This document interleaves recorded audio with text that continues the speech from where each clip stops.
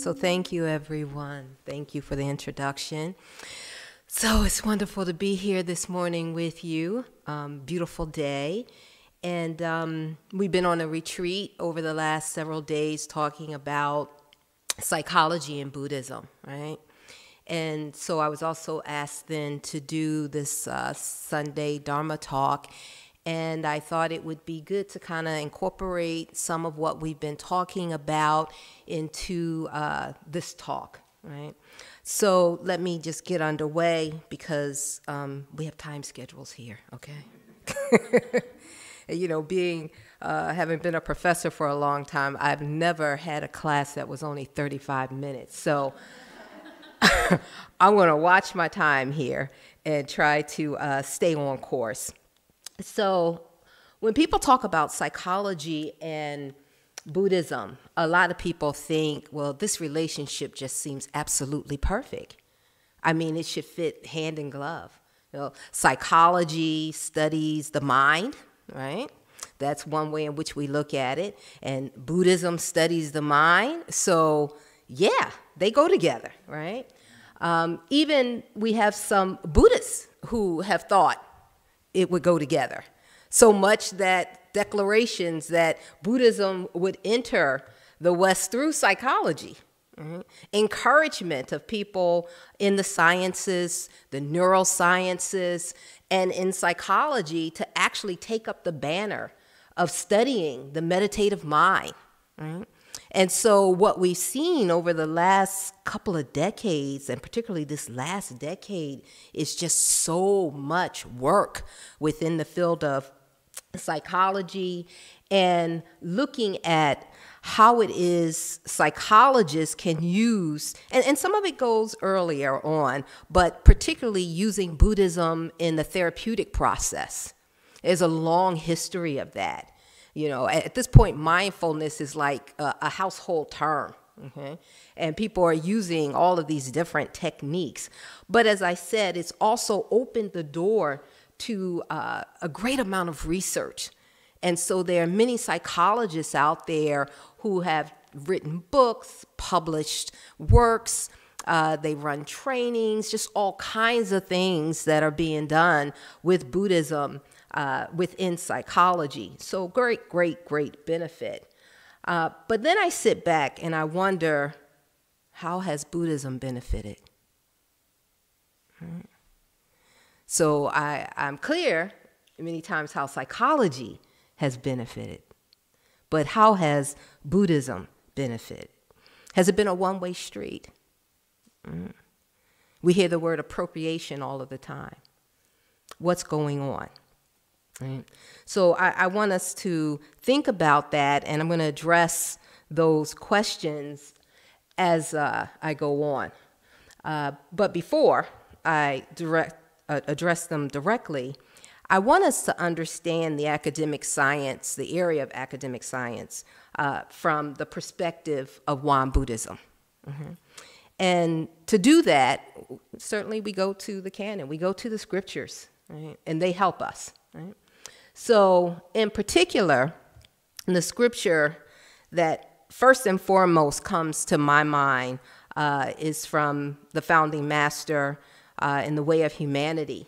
And in this particular scripture, he outlines the roots and the branches, and helping us to understand that you have to know the roots and exert effort regarding the root.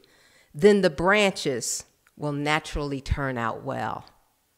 And if you kind of follow, I've bolded the parts that are most germane in here, but the whole verse is, it says, for the world, study of the way is primary, as in the root. Mm-hmm. And the sciences are secondary, as in the branches. Okay? And that's essential to know and to understand.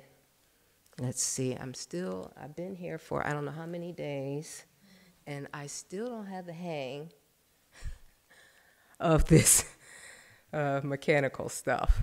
Okay, so part of keeping that in mind, I have to talk about the field of psychology in particular, as I know that most intimately, but certainly science.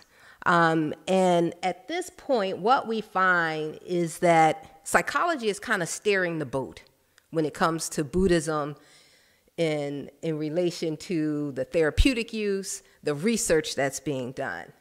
And what you'll find sometimes if you've looked at that literature, and although there are some big names that we are familiar with, some of whom have studied Buddhism, trained in Asia and other places, but there's a whole lot of other research out there also where people have not trained in Buddhism. People are not familiar. And so when they're doing the research and they're employing the techniques and what have you, there may not be a Buddhist on board the ship, okay, that's guiding and directing what's being done. And so what has happened sometimes in that research is it's like a hodgepodge mixed match of things. And they're mixing different techniques and different ways of doing things, different sects. And in the end, and if you understand research, it is very then hard to understand the results of your data and to draw appropriate conclusions. Okay? And so what you find is that a very small portion of the research that's out there right now is research that we can kind of say, okay, they went the right way on it. They actually studied what they said they wanted to study. And that's extremely important in terms of what we call the research enterprise. I like that terminology, the research enterprise, right? The other thing that you'll find in this literature is kind of an erasure of its Asian roots as well as its African roots. That in fact, many times the concepts, the practices, the teachings are used without even using the word Buddhism. Like many people don't know that mindfulness is associated with Buddhism. And that's not to mean that Buddhism owns it, okay? Because we don't, right? Because we're not attached like that, right? So we don't own it, right? Other people can certainly use it, right? But what we do know is a lot of where this has come from, and usually and especially in the academic arena, you must give credit, right? Otherwise, what do we call that when we don't give credit in the academic arena? Plagiarism. Plagiarism is a felony in college, okay? You can be expelled for that, okay?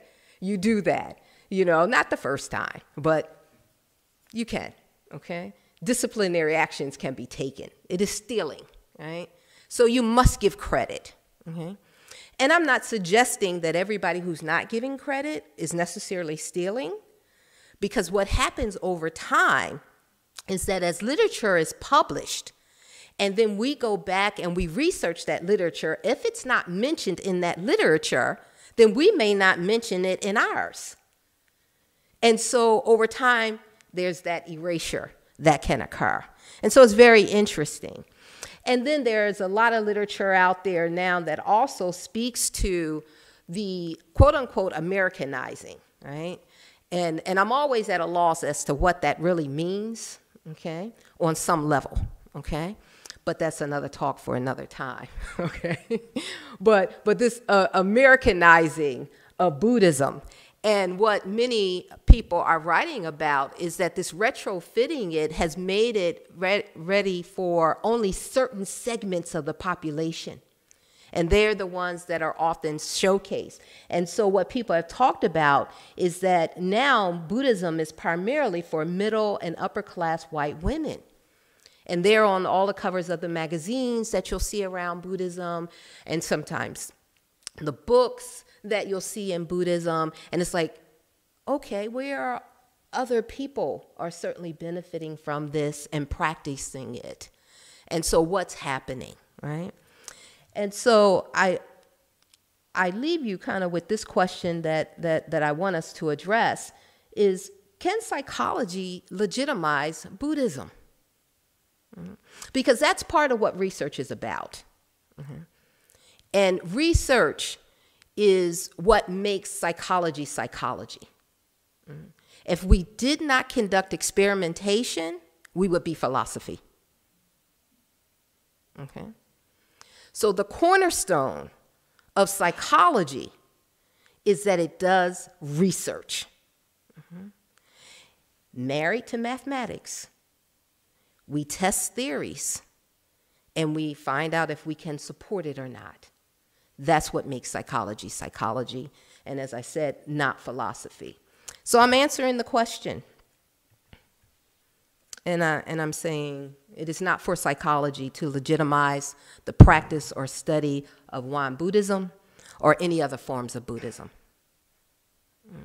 And I'm going to talk about why not, okay? Why it's not. So psychology is an academic science, right? And being as such, it's limited. And it's limited by its own definition. Therefore, as I'm saying, it cannot be an omniscience. And I'm going to talk about that a little bit more.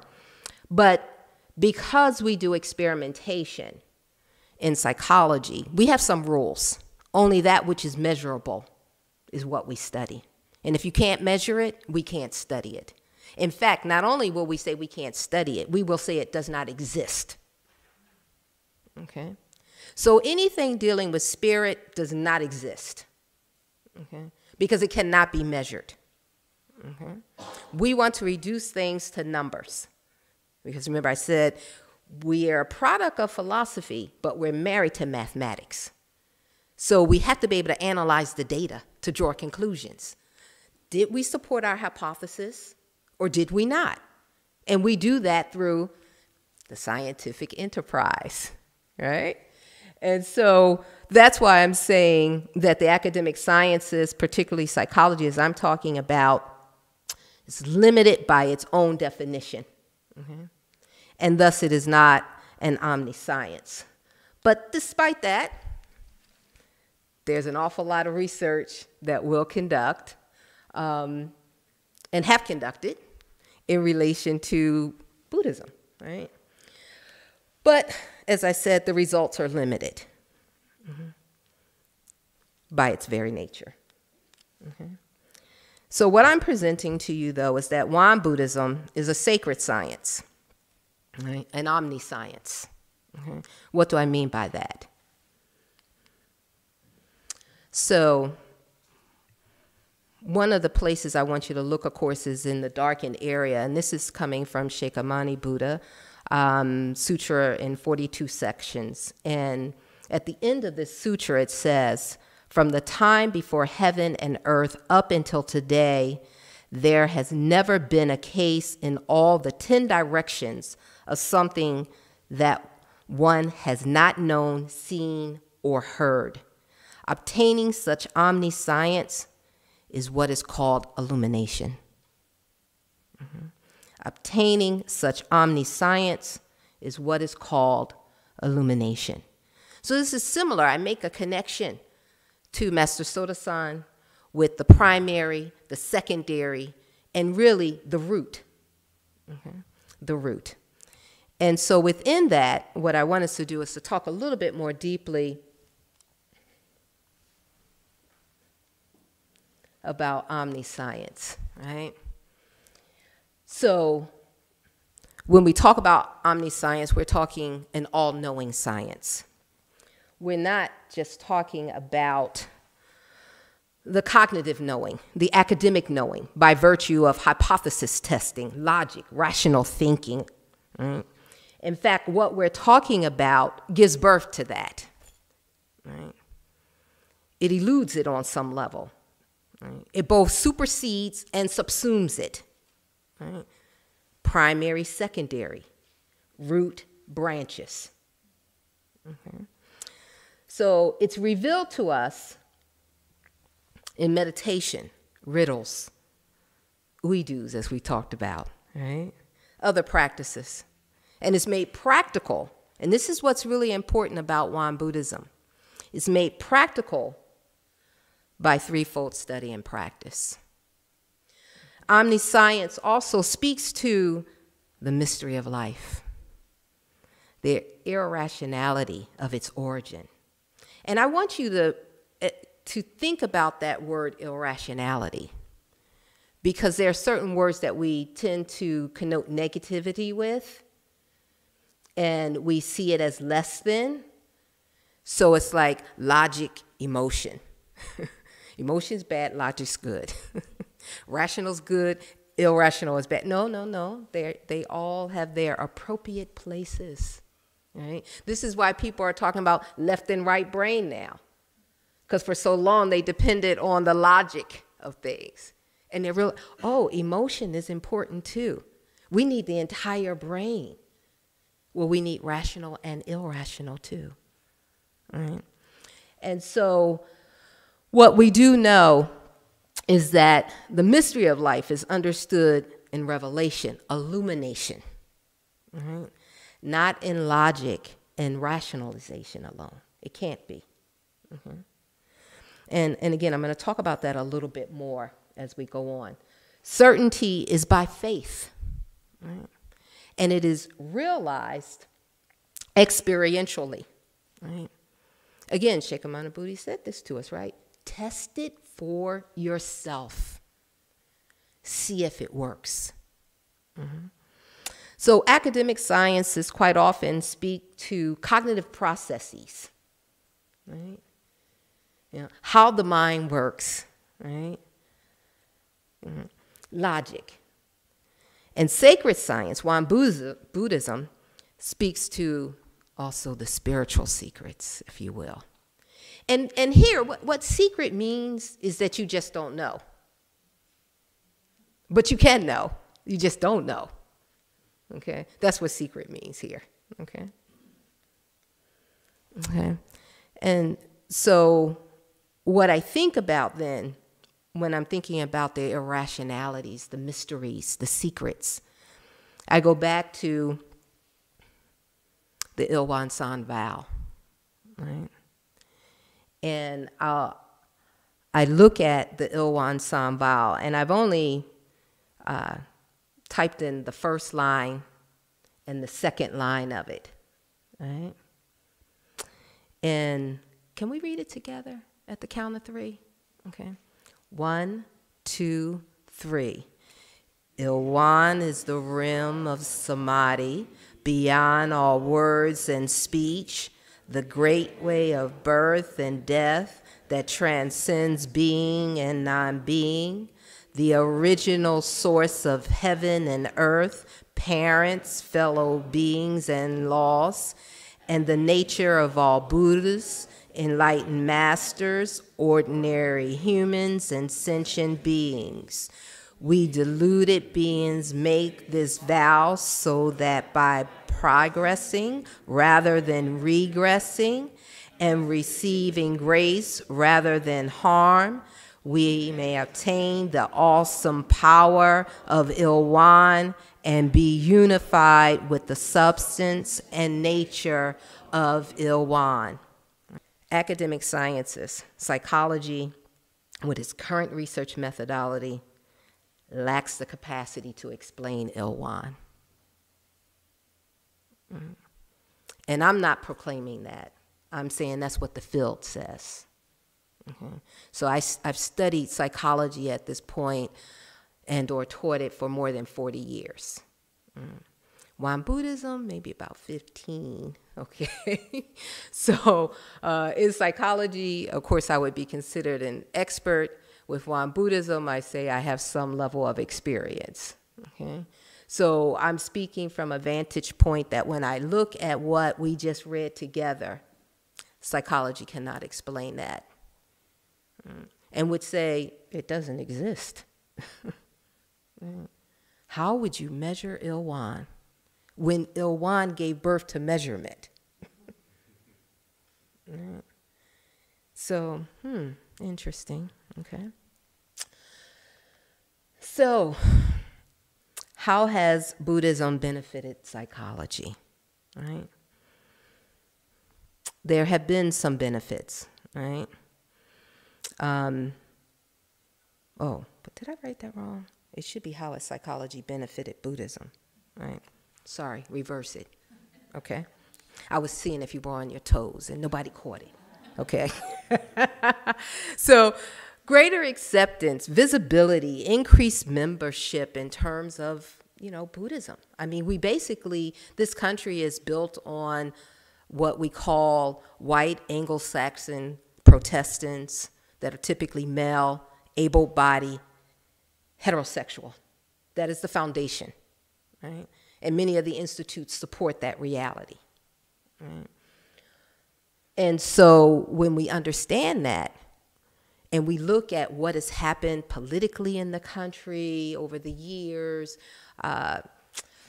all kinds of things to keep Buddhism out of the country and other such religions. Protestantism is the foundation of this country, whether we recognize it or not, right?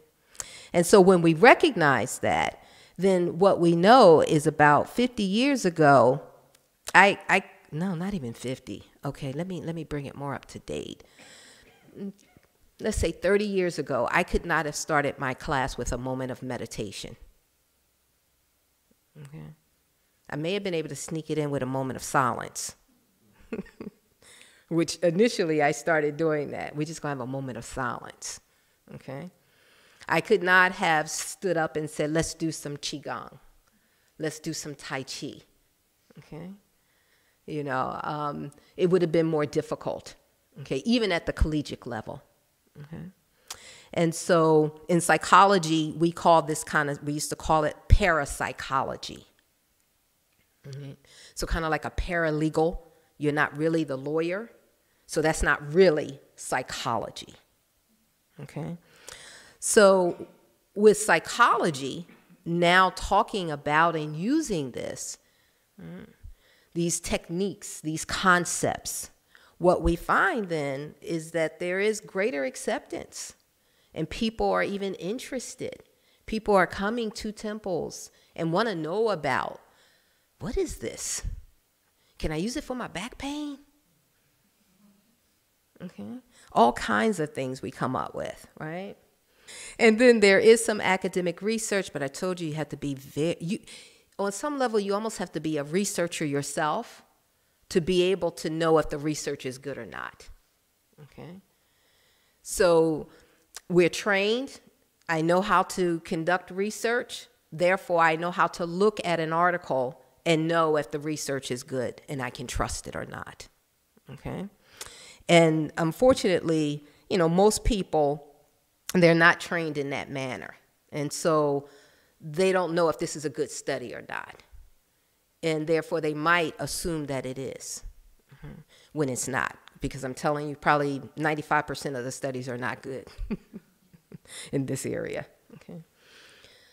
And there are some researchers who are out there who, in fact, will tell you that as well. They've written books about how poor the research is. Okay. I'm trying to think of the name of the one that I most recently read. Altered States, I think was the name of it. Okay. But there's potential here, right? There's potential that I think we call it participant-based research. Right? This had been a problem in psychology, that this notion of being an expert, and I just want to, okay, good, I think I'm in good timing. I just want to take a moment to help us to understand what it means to have a terminal degree in an area like psychology, right? So having a PhD in psychology, your degrees get more narrow as you go up. Your bachelor's degree is what's considered your breadth degree, right? You take courses throughout the academy.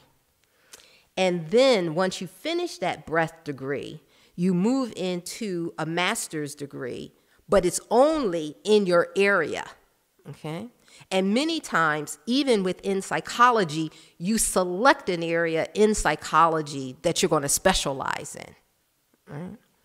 And then with a PhD, again, only in your area. You could switch areas, like my master's degree is in clinical psych, and then I switched to social psychology, okay? But my research within the area of social psychology is where you have your greatest expertise. So although people consider you an expert, you're not an expert not on everything in the whole wide world, okay? But not even in your own field, for real, because you can't be. There's just so many theories out there, okay? I mean, the best you can do, it's like being, we use the term kumani, the teacher. The best way you learn psychology is to teach it, okay? So I probably have a little bit more expertise along with other professors of psychology because you study it more, because you teach it. But most people, after they finish their degree, they're finished, and unless they're licensed, they may not have to take any more courses. Now, it behooves you to keep yourself abreast on what's going on in your field, okay? But we know how sometimes that can work. So one of the things that's changed in research is because you don't know everything, and we're going out there doing all of this research, it wasn't always really working. So people begin doing what they kind of call participant-based research, where you bring in the group of people that you're interested in doing research on and involve them in designing the study you're going to conduct. Because many times they're the expert, and you're going to learn from them what you need to do. Okay? Now, you have the expertise in terms of how to conduct research that they may not have, but the subject matter, they've lived it. Okay? And so they lend themselves. So what I'm suggesting on some level, potentially, the role that Buddhism and those who study it diligently and understand it in terms of its study and practice may be able to shepherd psychologists. Right now, psychologists, they're steering the boat. But unfortunately, sometimes they're not exactly certain, they don't have the right compass. So I don't know, they may end up like Columbus, I don't know. Someplace wrong where they thought they were someplace else, right? So, and that's what's happening. What I can say for me personally, after I said having studied psychology and taught it for so long, and then looking at other philosophies that can undergird psychology, and then studying Wan Buddhism, one of the things that I can say personally that's happened is the question of who am I and how I answer that question. That's one of the reasons why I started studying social psychology, right? Because I was interested in that question, and it falls under the area of social psychology. The self falls under social psychology.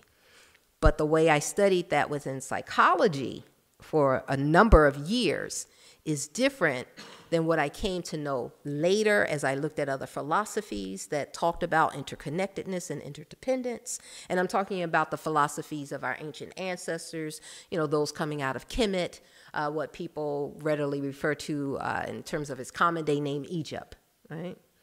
And so I begin to understand the answer to that question differently and the multi-dimensionality of it, right? That, I'm going to leave here in a few hours, and it's only going to be me who get in my car and drive home, okay? And I'm Lennell, and I respond to that name. I understand that, right?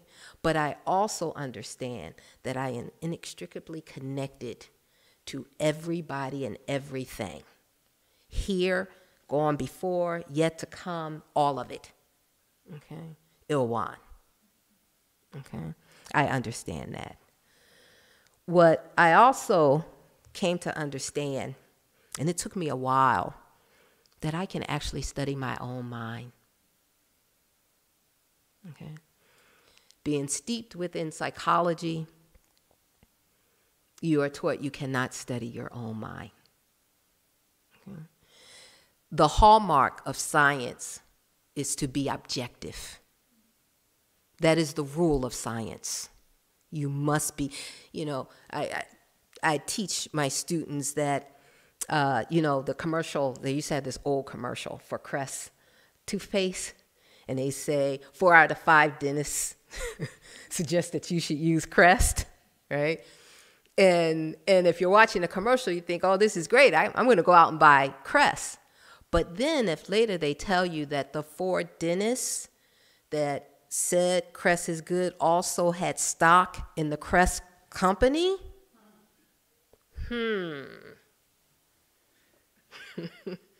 can I really trust this? Were they objective? Or should they have excused themselves from that research? See, in science, in psychology, that's what we would say. I'm not sure I can trust this. Okay? So this objectivity is seen as being so important for us to trust the findings.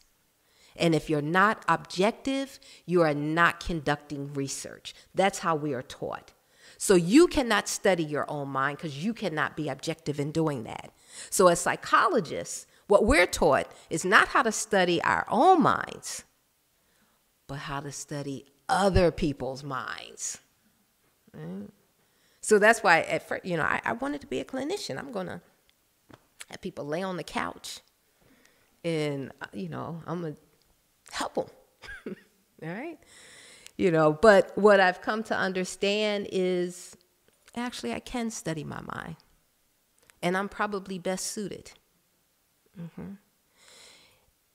And I can use introspection, although that fell into disfavor in psychology. Right? That was the beginnings of psychology with Wilhelm Wundt, right, in Germany. But we said it's not verifiable. And so we can't trust that. We moved on to logical positivism, and we're in empirical science, and we collect data. See, the numbers. This is why we can't study Ilwan, because what number are we going to put on Ilwan? 0? The absence of nothing, right? So, yeah. And I don't need experimentation necessarily to tell me that this works. I can look inward and know that at night now I can more easily go to sleep instead of lamenting over all of the crazy things I did during the day where I didn't know how to stop myself. Right? I didn't know how to pause and think before I move. I didn't plan before I went into that meeting that I knew from the last 10 meetings with my chair, right, that I had a problem in that meeting. I didn't say to myself, I'm about to meet with my Buddha. Okay? So that it could transform me before I went into the meeting and I could be spacious. And instead of running in my head thinking that everything this person is doing is about attacking me, and thus I have to be on the defense in this meeting, and I have to attack them. Here's my Buddha. When the student is ready, the teacher will appear. Right? And so I can remain open in that meeting. That doesn't mean that one is a doormat, right? Because we use wisdom. Right? And this is what the threefold study cultivates in us. Right? So that we are cultivating through meditation, through chanting, right? We are inquiring into human affairs and universal principles through scripture reading, scripture writing, and other such things. Okay, I'm not going to go through the whole list. And then, and then choice and action, right? Heedfulness and other such things, and practicing those things, right? There are whole lots of habits that I had to break and still have to break. And I put that on my heedfulness list. I'm going to work on that. I journal about things and I see my patterns. I see the people that I always have problems with. I see the places I always have those problems. I see my know-it-allness over and over, ego coming in. Do it my way. It's the right way. Okay? I see all of that. And so I can sleep at night better and not wake up in the middle of the night and can't go back to sleep because all of those thoughts of I shouldn't have said that, coming in my head, okay? Or anticipating with anxiety that meeting with my dean, okay? I know what I need to do before I meet with my dean, okay? My Buddha. Okay, so the last thing, because we're at the end, and if we could read together at the count of 3, the founding motive, that would be fantastic. So 1, 2, 3. Today, with the development of scientific civilization, the human spirit, which should be making use of material things, has steadily weakened, while the power of material things, which human beings has stronger, conquering that weakened spirit and bringing it under its domination, humans therefore cannot help but be enslaved by the material. How would they avoid the turbulent sea of suffering in their lives? Motive is to lead all sentient beings who are drowning in the turbulent sea of suffering to a vast and immeasurable paradise by expanding spiritual power and conquering material power through faith in a religion based on truth and training in morality based on fact. So may we all choose to walk the path of sacred science, meaning realizing our Buddha nature, right? Being Buddhas, but also simultaneously being bodhisattvas, right? And in doing such, we will fulfill the founding motive. Thank you.